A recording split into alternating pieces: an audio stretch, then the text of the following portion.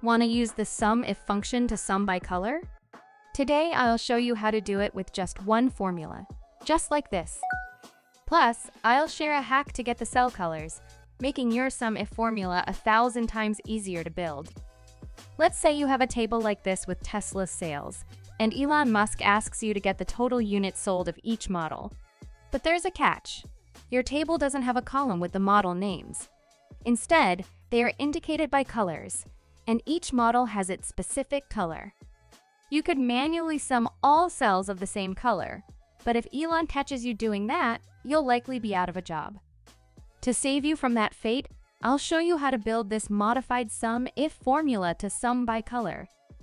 This formula sums the values in the units sold column, but only for cells whose background color number matches the color number of the model you need. What's a color number, you ask? It's a little-known fact that in Excel, every color has a unique number that identifies it. Let's see how to get them.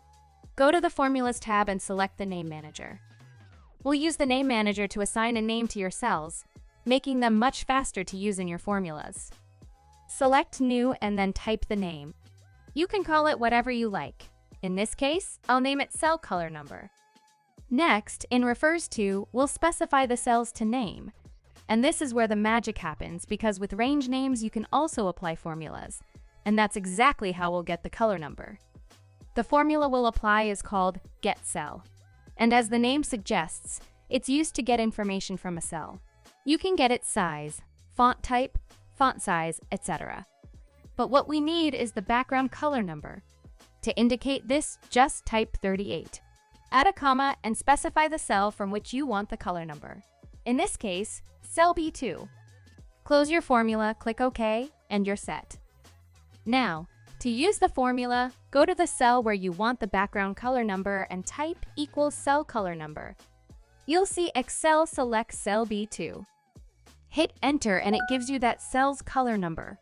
Drag the formula down and you've got all the color numbers. Wouldn't it be easier to just write the getCell formula directly in the cell without using the Name Manager? Absolutely. It used to be possible in previous versions of Excel, but Bill Gates, our Supreme Lord of Excel, decided to remove it, so now it only works with range names. Now that you know how to use range names, let's use them a couple more times to simplify the formula we're about to build.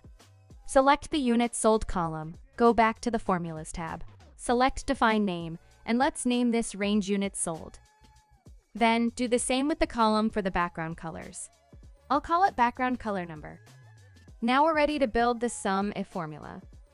Open your function, and the first thing you need to indicate is the range of cells that Excel needs to filter and the criterion for filtering.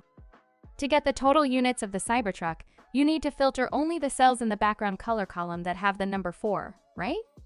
So the range to filter is the background color column. And since you've named the range, you can simply type its name and Excel selects it for you. The filtering criterion is that the color is 4, so you can just type 4 and your formula will work perfectly. But if you want to get fancy, you can use your getCell formula again. If you type cell color number, you'll see it selects the cell to the left and, just like before, extracts the color number.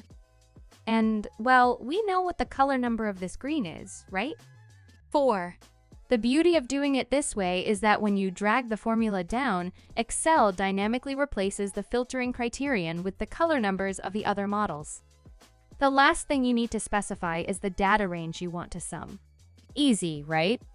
You want the sum of the units sold, so type units sold for Excel to select it. Close your formula with a parenthesis, and voila! You've got the total units of the Cybertruck. Drag your formula down, and you've got the totals for the other models.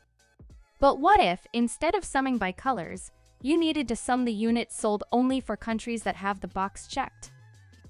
Well, for that you'll need a different SUMIF formula, which you can learn to use in the next video. See you there!